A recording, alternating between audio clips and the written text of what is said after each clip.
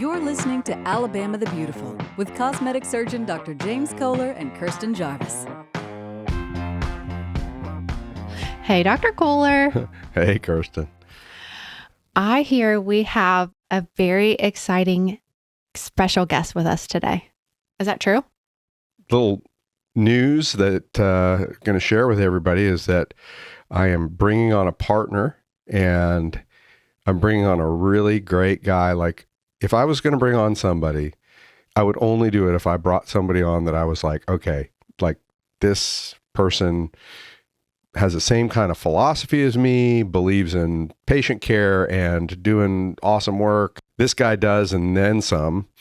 And so, yes, I would like to introduce for the podcast our new addition to Eastern Shore Cosmetic Surgery, Dr. Vince Gardner. Welcome, Vince. Well, thank you. Thank you very much. I really appreciate that. That was a very nice introduction. And I feel the same. I think we are very much alike in how we think, our philosophies about surgery, and how we like to practice medicine. So, yeah, thank you so much. Don't worry, it's going south quickly. I'm going to tell you right now. So I was telling Kirsten earlier today, I said, you know what? Honestly, like I've known Vince since 1999, and we did a pediatric general surgery rotation together at Children's Hospital in Birmingham. The way it worked when we were in pediatric surgery, I just happened to get assigned to the trauma guy. And they had this like rule, like, you know, all the pediatric attendings would take trauma call, but like after 24 hours, if the kid didn't go home, they came to me. And Vince was like a magnet for trauma. I'd be like, oh, great. 24 hours from now, I'm going to get 10 more kids added to my schedule. Thank you so much. I'm going to be rounding at 2 in.the morning now instead of 3 in.the morning. So Yeah. Yeah, that's funny. I remember when the first time I met you, I walked in to the residence room. I guess it was the lounge. And I didn't really know anybody there. And we already had multiple pagers. And I remember trying to figure out who's on call, because you had a call for general surgery, you had a call for ped surgery, and a call for trauma, or a pager for trauma. And I just remember you're like, who's Gardner? And I raised my hand, and you tossed me a pager. So I added a third pager to my belt. And it was, What's a pager? yeah, exactly. yeah, this is 90s person. Yeah. What's a pager?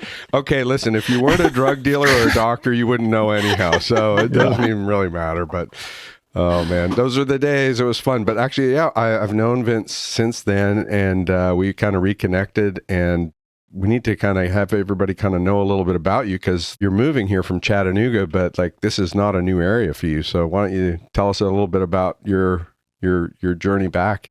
So I grew up in Birmingham, was born in Texas, Lubbock, but raised in Birmingham, and, you know, went to Mobile for my medical school training after college.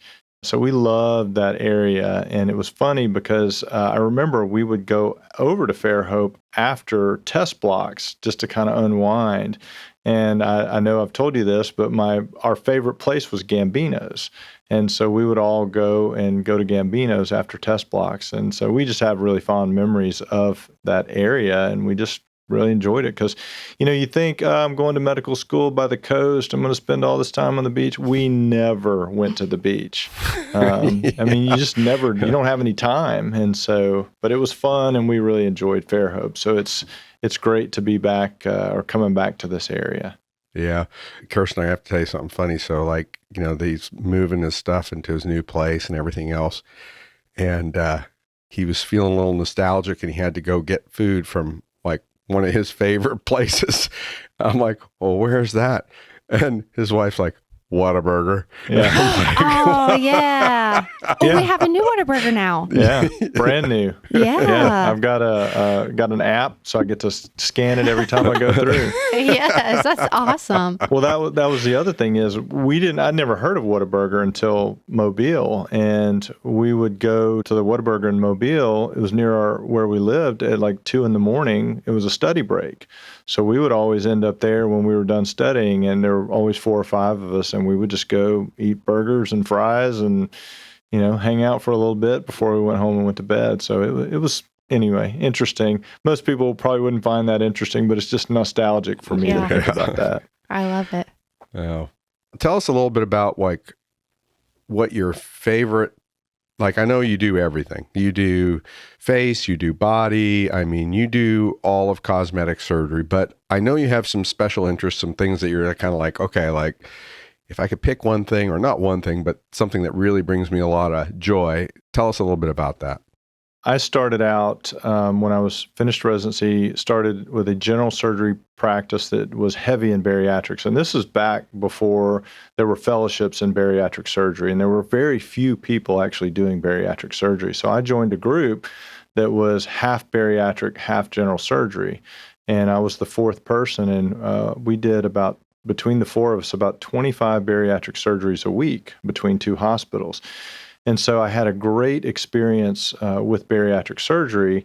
And this was when we were doing Roux-en-Y's. The sleeve hadn't even come out yet. And it was great. And I really enjoyed it. But one thing I noticed that patients just continued to complain of all of this excess skin after they had lost, 100, 150 pounds and more. And so it was one of those things where it's like, well, we couldn't do anything about it. We just said, well, I'm sorry, but you kind of traded one problem for another. I mean, obviously they were healthier and going to do better long term, but they were now trapped in all of this excess skin. So I really enjoy removing extra skin after massive weight loss. Those are some of my favorite patients.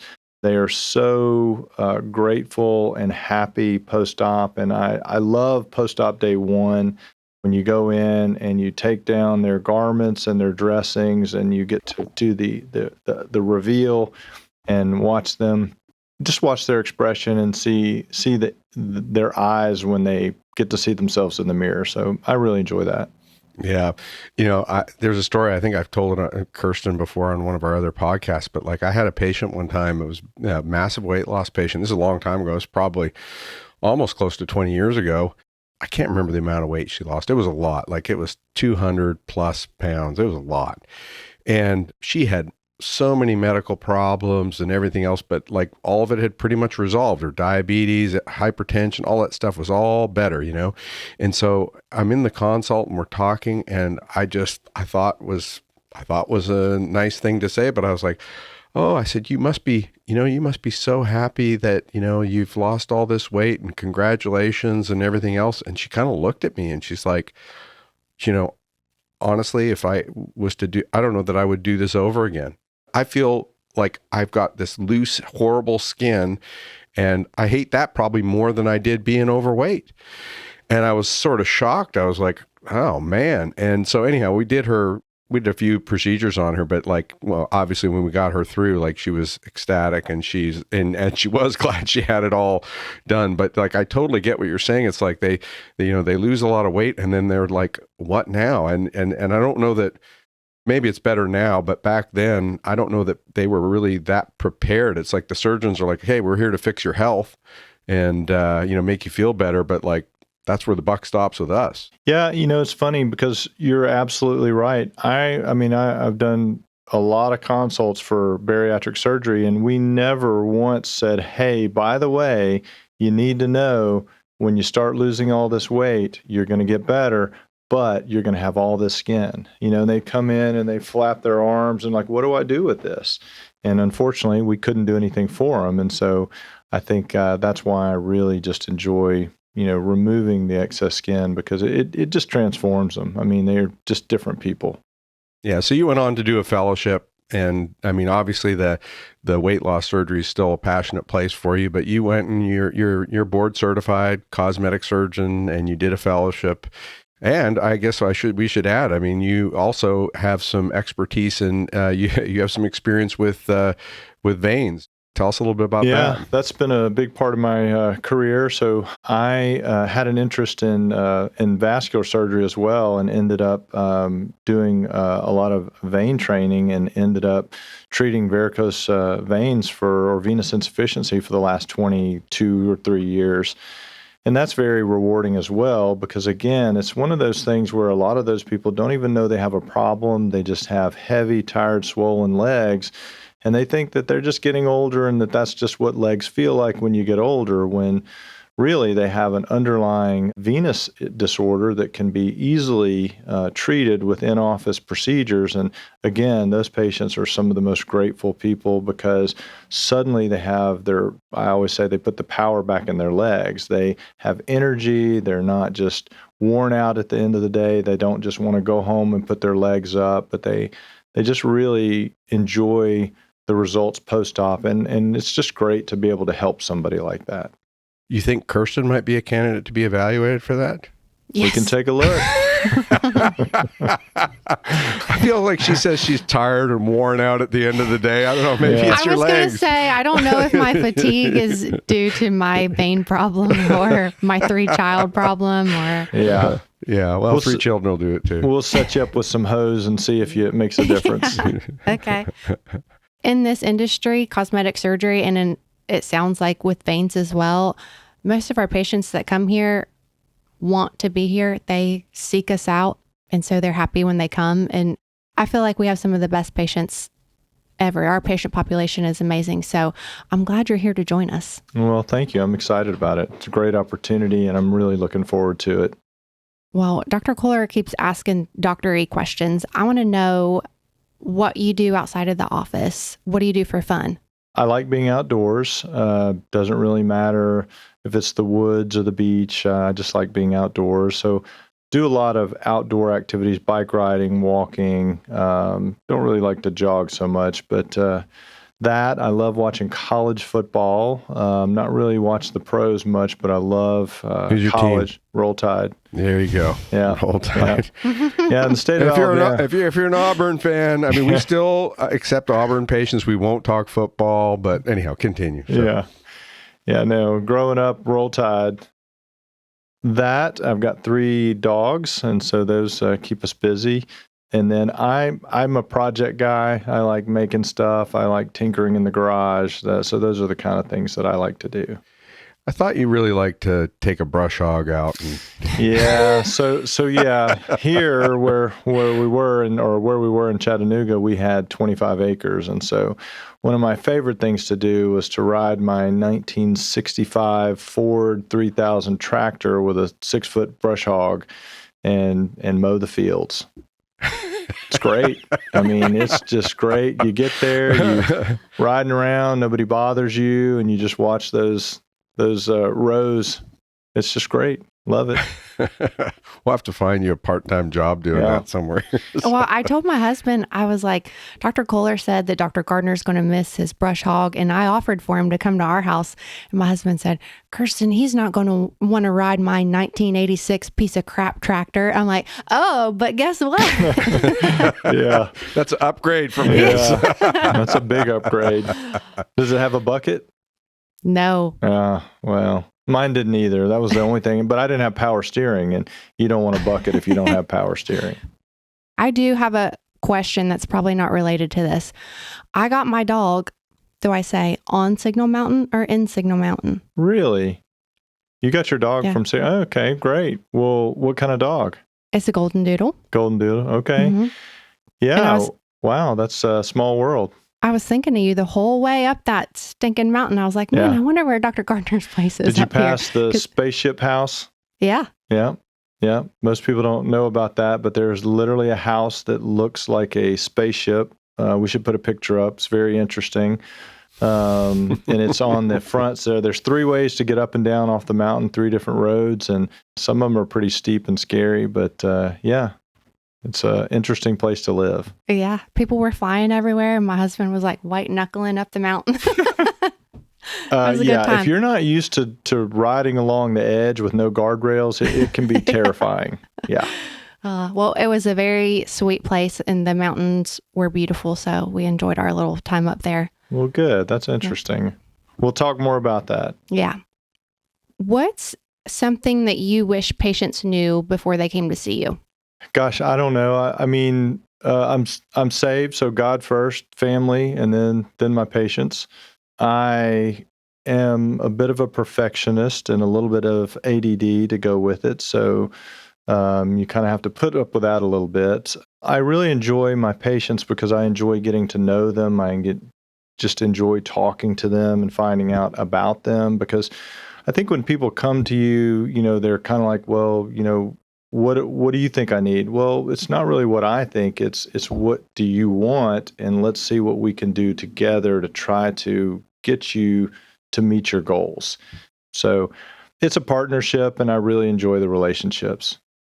I swear, this is so crazy. It's like deja vu, because I swear Dr. Koehler said the same exact thing, even in a podcast before. I think we've talked about that, how people just assume, like in your position, you may pick them apart, or they may come in and be like, well, what do you think I need? And he has said the same exact thing. Like, he does not ever want to suggest something like that, because what if you can probably explain this a little better than me, but I swear he said verbatim the same exact thing you said. I feel the same way. It's like, it's funny because, like, I've just been in some situations before. I'd walk in the room and I'd be thinking, okay, this person's here to talk about their nose or something. I'm like, no, they love their nose. It's not it at all. So, like, you can't assume. It really comes down to what bothers people. And so it's like, it's not, oh, hey, you're not perfect. Nobody is. I mean, we can pick everybody apart, top to bottom. It's real easy to do. Like, the only time I suggest stuff is if I think it will impact what the end result of what we're trying to achieve is. So, like,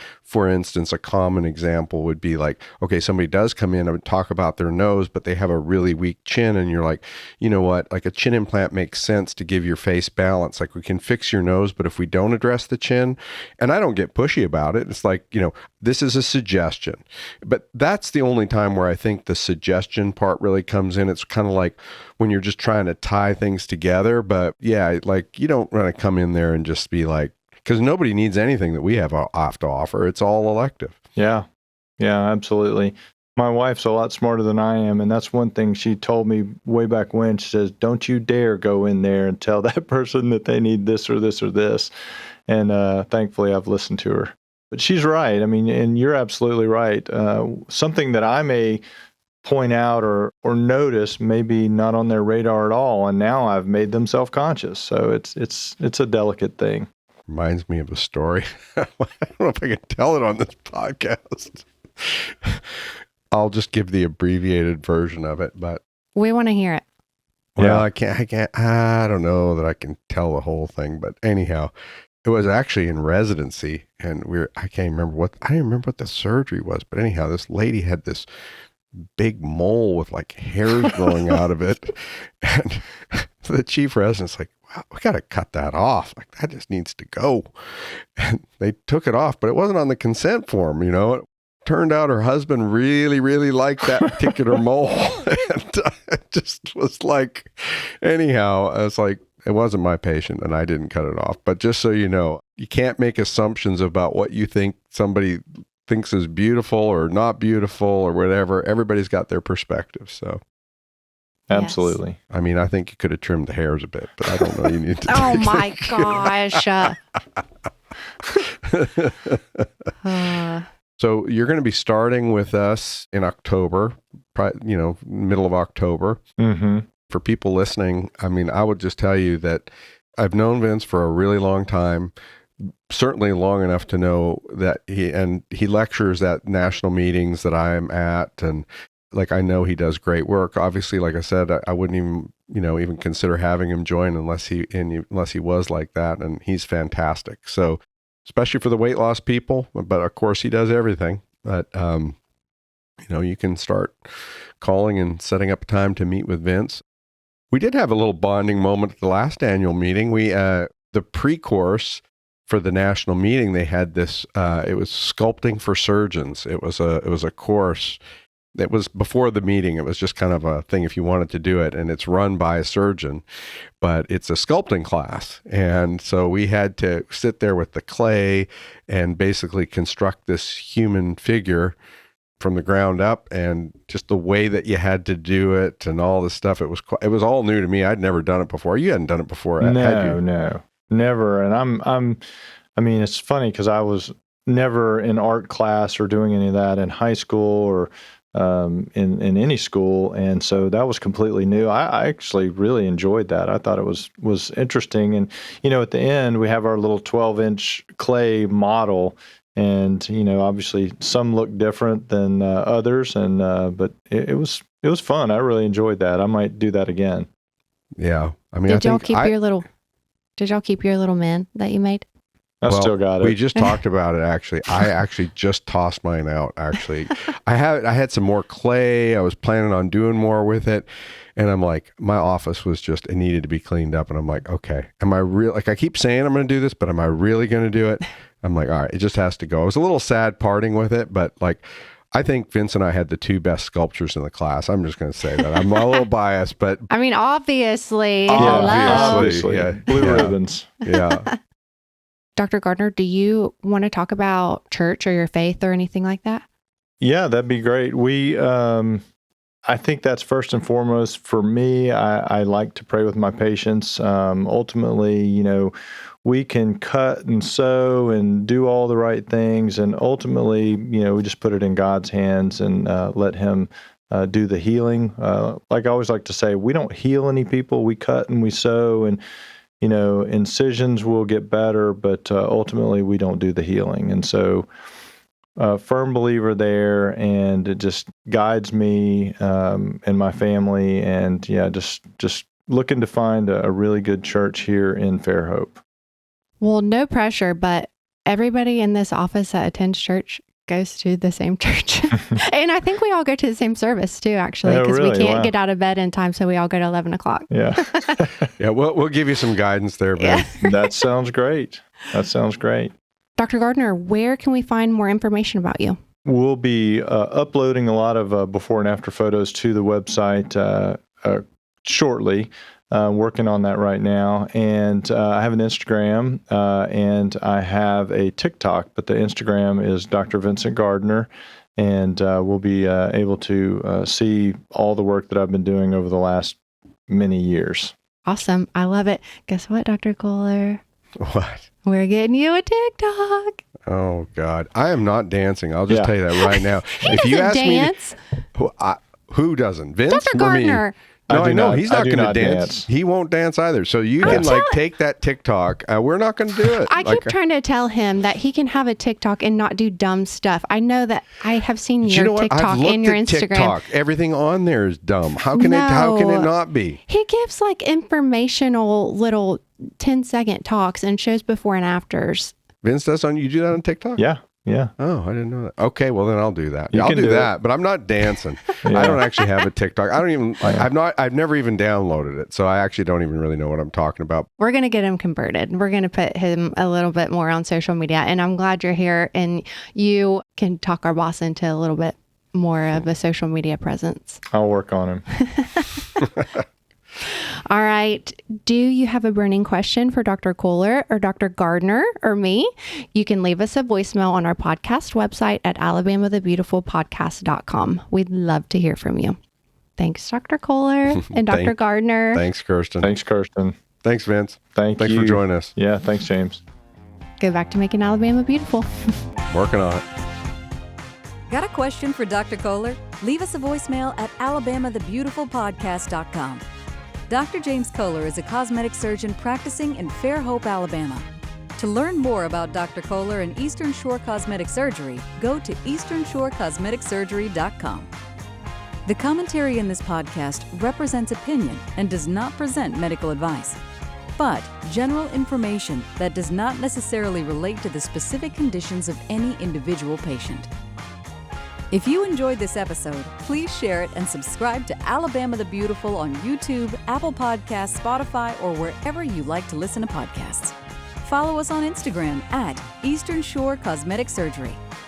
Alabama the Beautiful is a production of The Axis, THEAXIS.io.